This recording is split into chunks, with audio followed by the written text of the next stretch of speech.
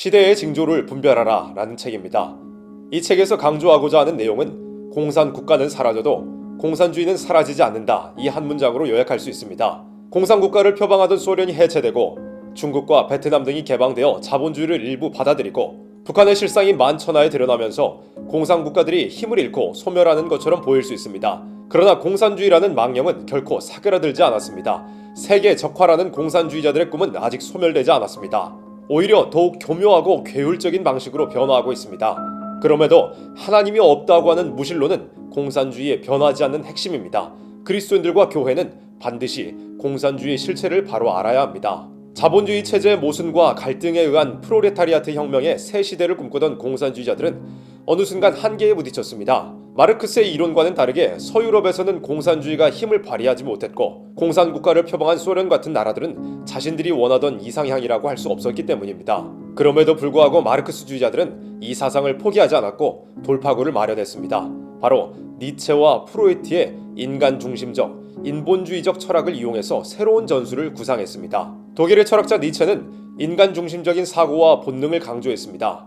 목회자의 가정에서 태어났음에도 불구하고 기독교의 절대적인 진리, 가치, 도덕 등을 부정하면서 각자의 본능대로 살아가야 한다고 주장했습니다. 소위 초인이라는 존재가 되어 절대적인 진리를 뛰어넘는 삶을 살아야 한다는 것입니다. 하나님의 존재를 인정하는 삶이 아니라 휴머니즘, 인본주의적인 삶을 살라는 것입니다. 니체의 사상은 절대 진리의 부정과 인본주의적인 사고로 요약할 수 있습니다. 쉽게 말하면 하나님은 존재하지 않으니 내 멋대로 살라는 것입니다. 심리분석가 프로이트는 성욕의 억압 때문에 문제가 발생하며 억압된 욕망이 반드시 해방되어야 한다고 주장했습니다. 비렐름 라이는 프로이트의 이론을 사회적이고 집단적인 차원으로 확대합니다. 이자는 성적 욕망이 억압되었기 때문에 인류의 갈등과 폭동, 전쟁과 착취가 발생했다.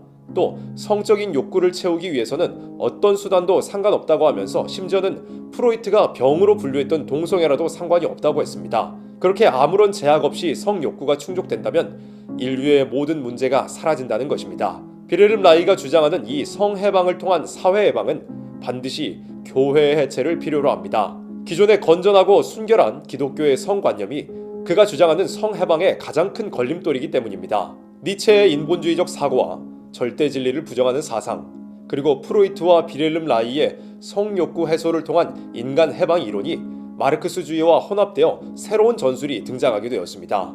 성적 방종과 동성애라는 새로운 혁명의 수단은 과거의 급진적이고 폭력적인 공산혁명 전술이 가졌던 그 한계를 뛰어넘어 문화적인 침투를 통해서 젊은 층과 청소년층까지라도 현혹할 수 있는 파괴력을 가지게 되었습니다. 마르크스주의자들의 새로운 전술은 이탈리아의 안토니오 그람시, 프랑크푸르트 학파의 철학자들, 프랑스의 구조주의 철학자들의 이론을 통해서 1960년대 이후에 전 세계에 걸쳐 지대한 영향력을 미치게 되었습니다. 안토니오 그람시는 마르크스가 주목했던 경제적인 측면에서 한 걸음 더 나아가 정치와 문화에 주목했습니다. 러시아, 중국 같은 후지 사회에서는 물리적인 강제력에 의해서 혁명이 가능할 수 있지만 선진 자본주의 사회에서는 그렇지 않다는 것입니다.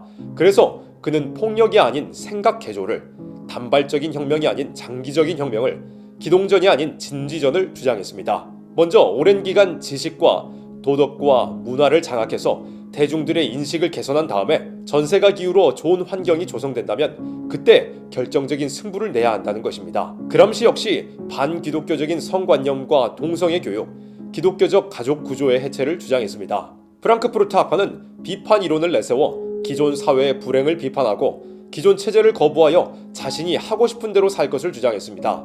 헤르베르트 마르쿠제는 비렐름 라이의 철학을 계승해서 인간의 욕구가 억압되어 있으니 해방해야 된다고 주장했고 또 남녀 외에 다양한 형태의 성이 있다라고 주장했습니다. 에리 프롬이라는 사람은 여성성과 남성성은 생물학적인 차이가 아니라 사회적으로 결정된다고 했습니다. 결국 요약하게 되면 기독교적인 가치와 그 위에 세워진 체제를 부정하고 비판하는 이론입니다. 구조주의 철학자들은 인간이 사회 구조에 의해서 무의식적으로 지배를 받는다고 주장했고 더 나아가 이 구조를 해체하고 인간의 해방을 추구해야 된다고 했습니다. 예를 들면 남자와 여자, 남편과 아내, 동성애와 이성애 등을 구분하는 가치와 신념을 해체해야 한다는 것입니다. 이것도 마찬가지로 기독교의 가치와 질서를 부정하는 철학입니다. 이런 사상들의 영향으로 모든 기존의 가치를 뒤집는다는 표어를 내건 68혁명이 프랑스에서 일어났습니다. 이후로 유럽과 북미는 성적인 방종과 동성애로 급속하게 물들었습니다. 68 혁명을 경험한 마르크스주의자들은 70년대부터 대학, 언론, 문학, 예술, 영화, 음악, 정치, 경제 등 모든 분야를 장악해서 전 세계에 걸쳐 그람시가 주장했던 장기적인 혁명을 수행하고 있습니다. 여기에 시몬드 보부아르나 주디스 버틀러 등이 주장한 페미니즘과 젠더 이론까지 더해져 남녀의 구분 철폐, 남녀 외의 다른 성, 낙태 허용, 여성 인권이나 성적 지향과 같은 용어가 널리 사용되게 되었습니다. 종합하면 마르크스주의의 새로운 전술은 성적 방종을 조장하여 기존의 가치와 체제를 흔들고 공산 사회를 이루고자 하는 것입니다. 인간 중심적인 사고로 절대적인 가치를 부정하는 것을 인권으로 포장하고 성적인 방종을 자유로 포장하는 것입니다. 이 가짜 인권과 자유를 위해서 그들이 제거해야 할 대상은 하나님과 성경, 기독교와 교회입니다. 공산주의자들이 새로운 전술을 사용한다는 사실과 문화적으로 은밀하게 장기적으로 미혹적으로 침투한다는 것을 꿰뚫어보지 못한 서유럽과 북미 대부분의 교회는 무력하게 무너지고 말았습니다. 공산주의자들의 미혹에 대항해서 체계적인 말씀을 준비하지 못했고 성혁명에 잠식된 세상 문화에 젖어서 살았습니다. 문화를 장악하여 침투하는 공산주의자들을 말씀으로 분별하지 못했습니다. 기독교 내부에까지 잠입해 들어온 가짜 신학 교수, 가짜 사역자, 가짜 목회자들을 무분별하게 수용하고 말았습니다. 우리나라의 상황을 간략하게 살펴보겠습니다. 교육 분야에서는 생물학적인 성이 아닌 다른 성을 교육하고 동성애를 옹호하도록 교육합니다. 정부와 지자체 기관에서는 공무원들에게 성평등을 교육합니다. 경찰, 인권위원회, 서울시도 마찬가지로 성혁명에 동참합니다. 이 좌파 정부의 장관은 동성애 비판을 금지하는 법안을 시도한 바 있고 정의당에서는 차별금지법을 차기 국회 1호 법안으로 천명했습니다. 헌법재판소는 호주제 헌법 불합치, 2015년 간통죄 위헌, 2019년 낙태죄 헌법 불합치 판결을 내렸습니다. 군대 내에서도 젠더 교육이 시행되고 있으며 외부에서는 군의 동성 성행위 처벌법 폐지를 주장합니다. 큰 인기를 끌고 있는 펭수도 젠더 이슈를 포함하고 있으며 드라마, 디즈니, 예능, 유튜브 등에서도 성혁명이 성과를 거두고 있습니다. 도서에서도 마찬가지입니다. 기독교적인 색채를 띠는 도서는 물론이고 어린 아이들이 보는 책에까지 성혁명이 잠식하고 있습니다. 언론 역시 공산주의자들의 성혁명을 대변하는 듯한 보도를 쏟아냅니다. 정치인들도 남녀 구분을 없애라, 페미니스트 대통령이 되겠다는 발언을 하고 좌파 여당은 어김없이 동성애 옹호 행보를 보입니다. 종교에서도 낙태 찬성이라든지 성소수자 투쟁이라든지 젠더 교육 등이 활개를 치고 있습니다.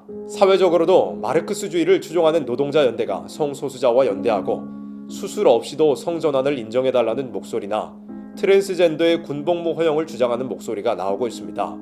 지금은 요한계시록 9장 2절에서 말씀한 바와 같이 흑암의 연기가 전 세계를 어둡게 하고 있는 시대입니다.